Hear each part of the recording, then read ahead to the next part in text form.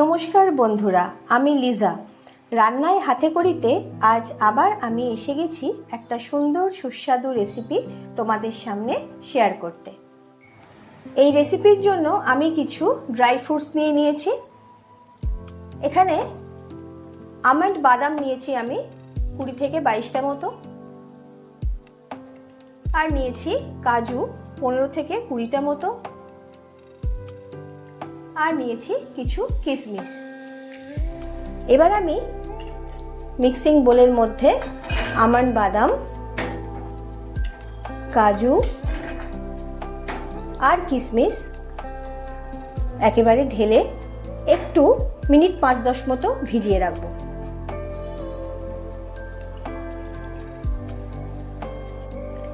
পরিমাণ মতো আলু আমি নিয়ে নিয়েছি। আলু আমার সেদ্ধ করে নিয়েছি আমি। বড় আলু যেগুলো সেগুলো হচ্ছে আমি 6 পিস করেছি, আর মাঝারি সাইজের আলুগুলোকে আমি 4 পিস করে নিয়েছি। নিয়ে আমি ভালোভাবে ধুয়ে প্রেসার কুকারে একটা সিটি দিয়ে সেদ্ধ করে নিয়েছি। গ্যাস ওভেন অন করে একটা কড়াই বসিয়ে নিয়েছি। আমি ফ্লেমকে সিম করে দিয়েছি।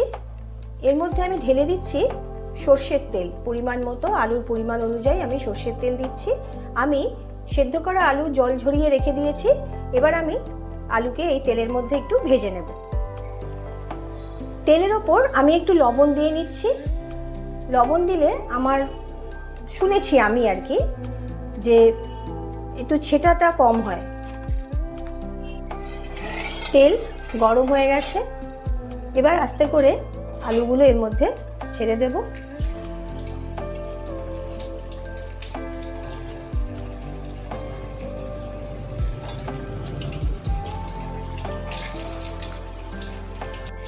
আলুর পরিমাণ বেশি থাকার দরুন আমি এই ভাজাটা 2-3 বারে ভেজে নেব।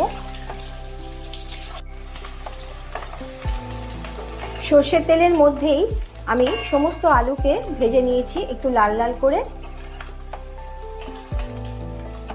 আমন্ড, কাজু বাদাম আর কিশমিশ আমার ভিজে গেছে। এবার আমি এটার একটা পেস্ট তৈরি করে নেব।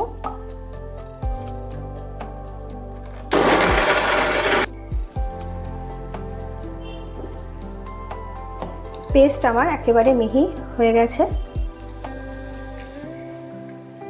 আমি এখানে 1.5 চা চামচ মতো মগজ নিয়ে নিয়েছি, 1.5 চা চামচ মতো তিল নিয়ে নিয়েছি, সাদা তিল। এগুলো এবার আমি এর মধ্যে দিয়ে দিচ্ছি পেস্ট করার জন্য। তিল আর মগজও আমার পেস্ট হয়ে গেছে ভালোভাবে। আলু ভাজার তেলেই আমি 2টো তেজপাতা দিয়ে দিলাম।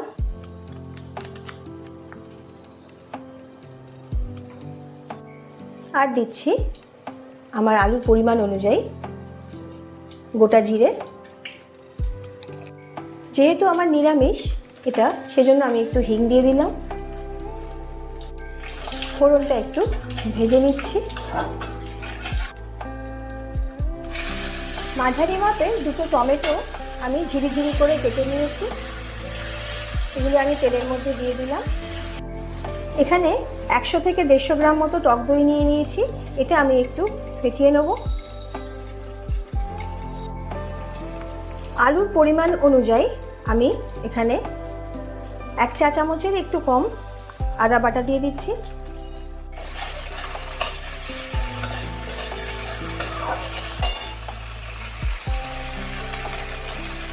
আমার যে বাটার পর যে জলটা ছিল সেই জলটা আমি একটু ঢেলে দিলাম এর মধ্যে।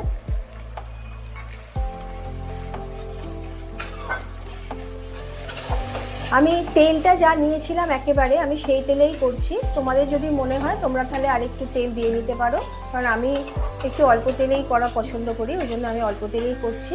আমার এখানে টমেটো কষা হয়ে গেছে, আদা কষা হয়ে গেছে। এবার আমি টক দইটা এর মধ্যে ঢেলে দিলাম।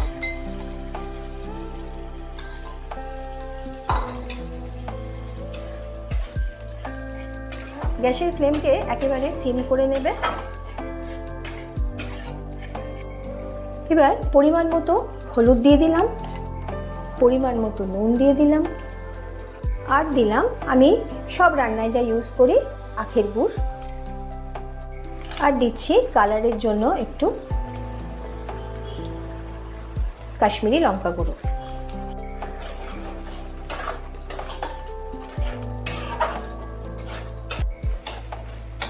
এবার আমি দিয়ে দিচ্ছি বেটে রাখা তিল আর মগজের বাটাটা।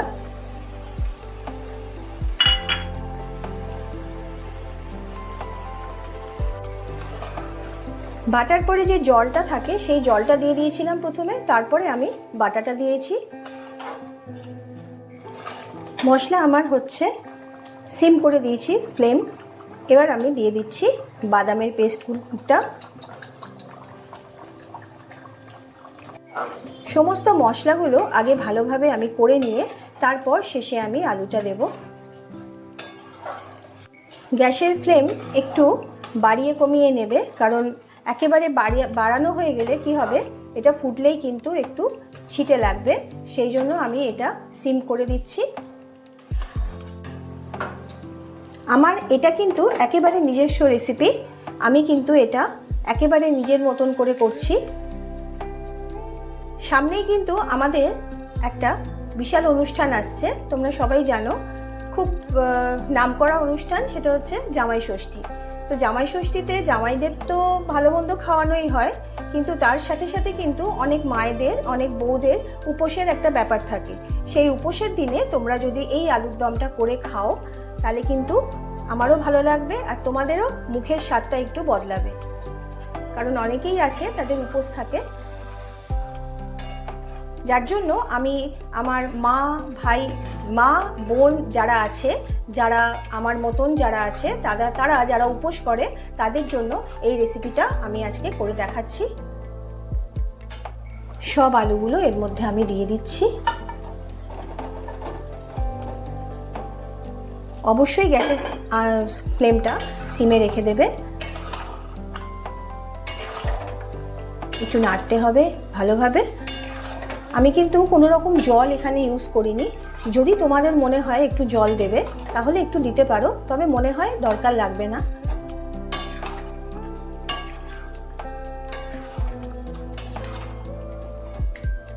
খেতে কিন্তু খুব সুস্বাদু হয় এই আলুর দম।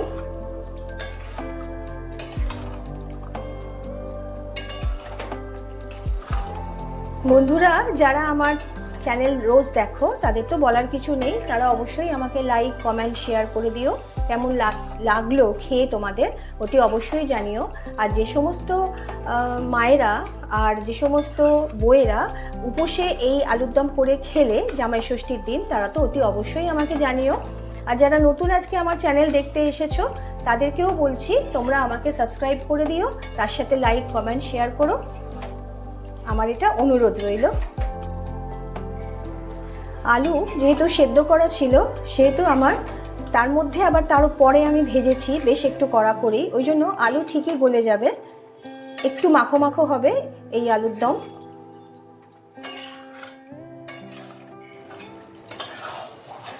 আমি এখানে এবার কাঁচা লঙ্কা কুচি দিয়ে দেবো, কারণ আমি ঝাল একেবারেই দিইনি। এটা খুব একটা ঝালও হয় না, আবার একটু টক টক মিষ্টি মিষ্টি হয়। আমি ওই জন্য কাঁচা লঙ্কাগুলো দিয়ে দিলাম।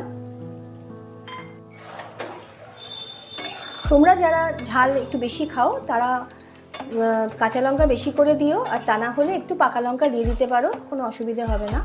তবে আমি এখানে পাকা লঙ্কা ইউজ করি না, আমি যখনই এই আলুর দমটা করি তখনই কিন্তু আমি কাঁচা লঙ্কা দিয়েই করি। আর এর নাম তো আমি সেভাবে কোনোদিনও দিইনি, তবে আজকে যেহেতু জামাই ষষ্ঠীর একটু আগে আমি তোমাদের করে দেখাচ্ছি, তাই জন্য আমি এটার নাম দিলাম বাদশাহী আলুর দম। এবার আমি একটু গরম মশলা দিয়ে দিলাম স্বাদ মতো, একটু ঘি দিয়ে দিলাম পরিমাণ মতো, আর দিচ্ছি একটু কসুরি মেথি, সব শেষে দিচ্ছি ধনেপাতা।